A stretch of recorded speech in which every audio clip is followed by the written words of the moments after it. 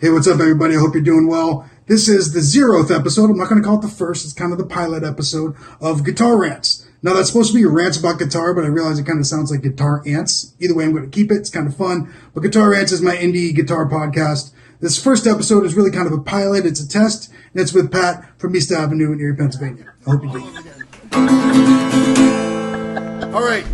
I have with me today Pat from East Avenue. Pat, before we get started, I need you to tell me about that guitar that you're playing there. This is made by Tacoma Guitars from Tacoma, Washington. It's called the Chief. It's a smaller body guitar. Sounds pretty sweet.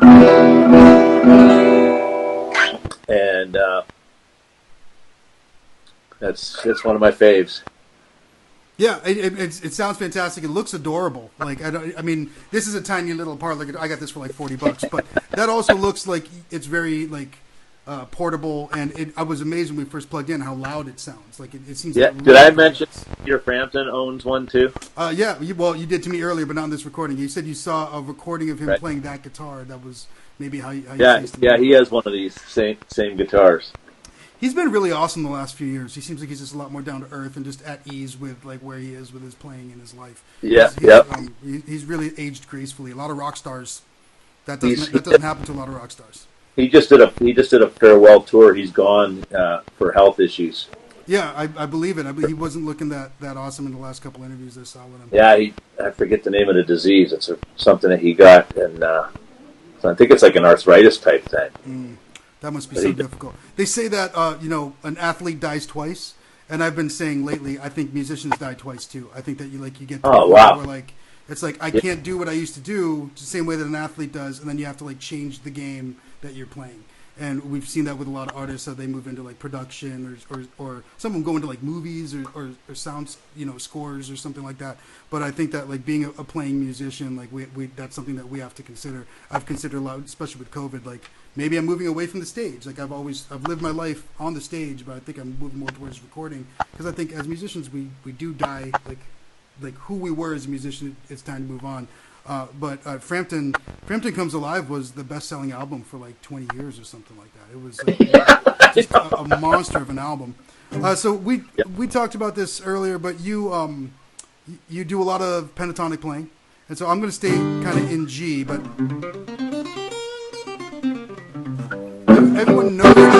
everyone knows that box. But just when you're moving around, I've seen you do this. Like you tend to add a couple notes here and there, like kind of as approach notes. Could you just do a couple runs and can we see like how you play and what some of those extensions are? Yeah.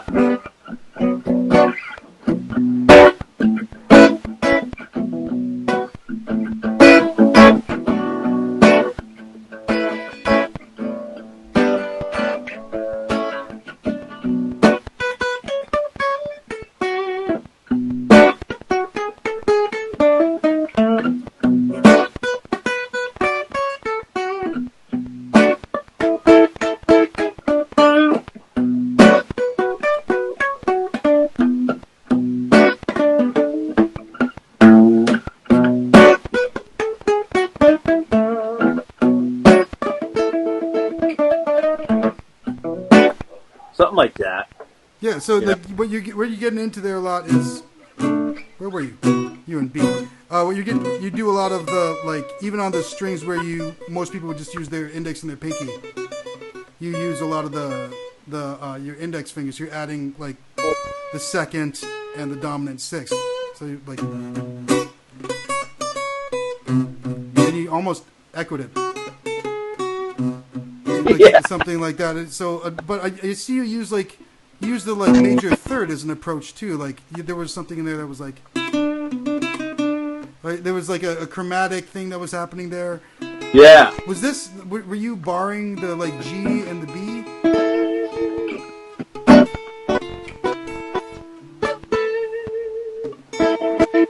Oh, okay. So you're playing like the two higher notes on the string.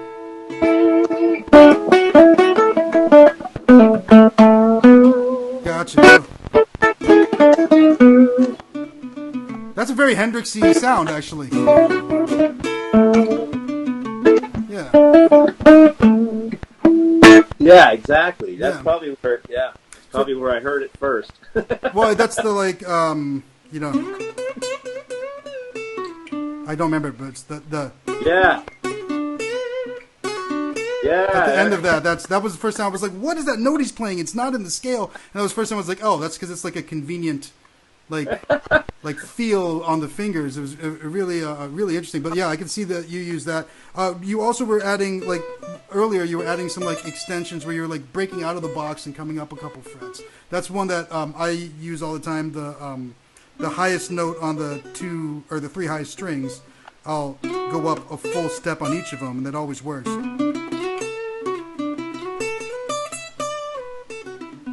And you can kind of go right back into it. I've seen you do that quite a bit too.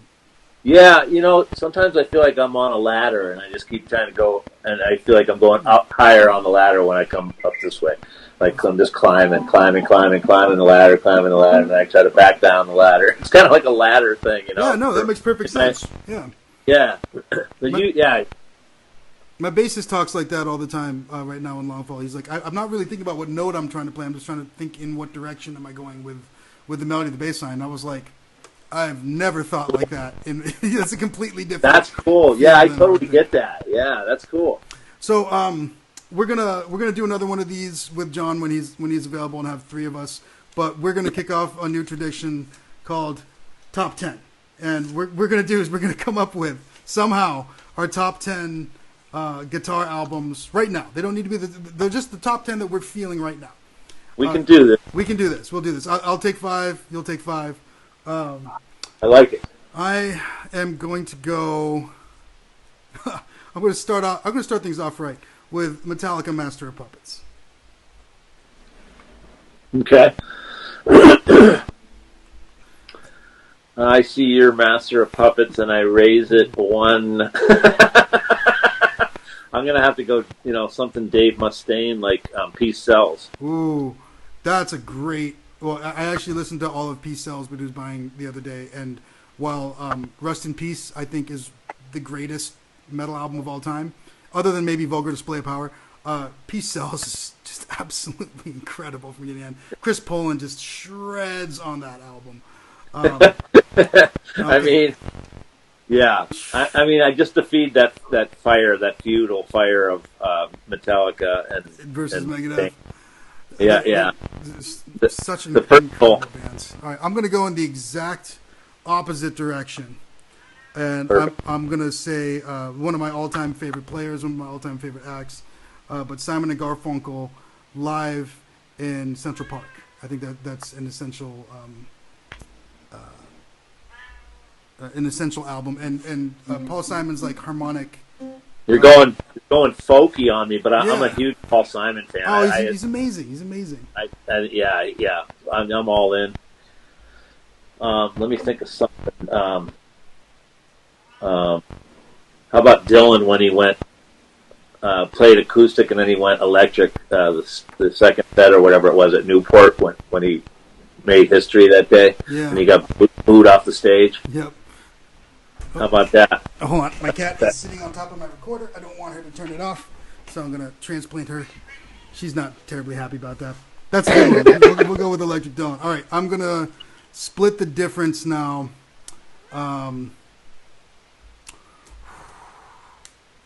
Okay, so we went back to Dylan from Master Yeah, of you Puppets. think? I mean, that has to be mentioned. The Dylan record. It was such a historical thing. Yeah.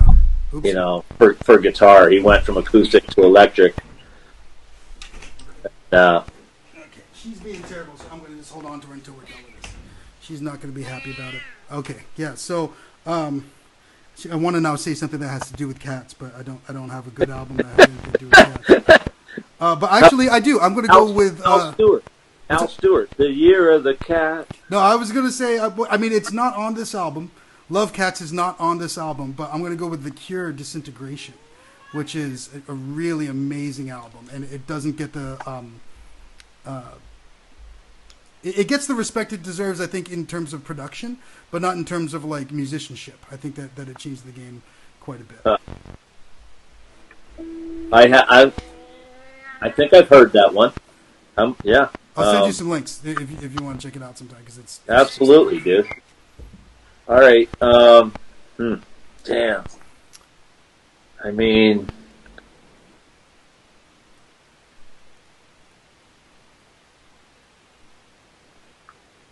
I think Satriani needs a nod for Flying in a Blue Dream. Oh, Flying in a Blue Dream, that's where you're going. Oh, wow, amazing. I was going to say Surfing with the Alien.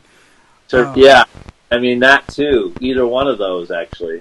I mean, Surfing is where it started for me. I didn't know that there was a guitar even kind of like that out there until I heard that album. And then pretty close after, a couple years later, was Steve Vai's Passion of Warfare, which completely destroyed my mind. I had no idea what the heck was going on there. Yeah, I mean, that stuff's so ridiculous. Yeah, I'm gonna go Red Hot Chili Peppers' Mother's Milk. Like that's the first one with Chad and John. I know John doesn't like those songs these days, but the energy level that they had at that time was really explosive. Hell yeah, that was the good stuff. That was Frusciante also? Yeah, that was the first album with him and with Chad on drums. So we didn't know what to expect. Frusciante stuff was all the best stuff ever, I think. I agree. There's this saying that they're like, I hate it when people compare Frusciante with Jesus. I mean, Jesus is cool, but there's no John Frusciante. I know they look alike, but... All right, we got 3 more. You got 2 more, I got 1 more. You know, I gotta throw Carlos a nod. My man Santana, the Supernatural record was just amazing. I thought that, you know, all his stuff, all his early stuff, and his whole career. I have all his albums spanning his entire career. Stuff with John McLaughlin. They did one together. Some real jazzy fusion stuff that he did. Yeah, one of them. I adore Santana, as you know more than probably anybody. One of my biggest influences. That era was so interesting to see him become re-famous again. That was yeah, you know. Okay, Santana Supernatural. How do you follow that? I'm gonna go with something unexpected, and here's my cat again. I'm gonna say Incubus, Make Yourself. I think that nice. They've been overlooked. Modern choice. I love it. They've been just kind of overlooked. I mean, they were one of the greatest bands, definitely one of the most original bands of that time, and they've just kind of been overlooked completely. You know, as we look back at rock somehow, probably because the last 10 years have been pretty bad. All right, you got the last one, man. What are you thinking? I'm going out on a limb. It's blues rock. It's Jeff Healey. He was blind. He played mostly sitting down on his lap. I had the pleasure of seeing him twice, and just blew my mind. And he just left an indelible mark on my soul. He was everything you'd ever want to be in a guitar player. Yeah, blind at the same time, and meant every note he played. You know, and playing style, you know, on his lap, like you said, like a piano. I remember an interview with him when he was explaining he would play a note with his thumb and pick it, and then pull the strings back with these fingers, pushing it forward, so he can do like 3-step bends, like things that are physically not possible with one hand. You'd have to like plant your other hand behind to do it, but he could do it with one while he was playing. Really, just an extraordinary player, and not forgotten, but not remembered to the level that I think he deserves. Yeah, awesome. Yeah. So that's our 10. We had let's see, what do we have? We had Master of Puppets, Pete Salisbury, Who's Buying, Simon and Garfunkel Live in Central Park, the Electric Dylan record. I don't remember the name of that. Disintegration. Oh, Newport, right? Newport 66, I want to say, 66. Or 65 maybe, 65 or 66. I forget what year that was. It was a long time ago, that's for sure. The Cure, Disintegration, Satch, Flying in a Blue Dream, the Red Hot Chili Peppers, Mother's Milk, Santana, Supernatural, Incubus, Make Yourself, and I don't remember which Jeff Healey album, but I'm sure any of them. Oh, it's called See the Light. See the Light. I forgot that was the name of that album. He clearly had a sense of humor, too.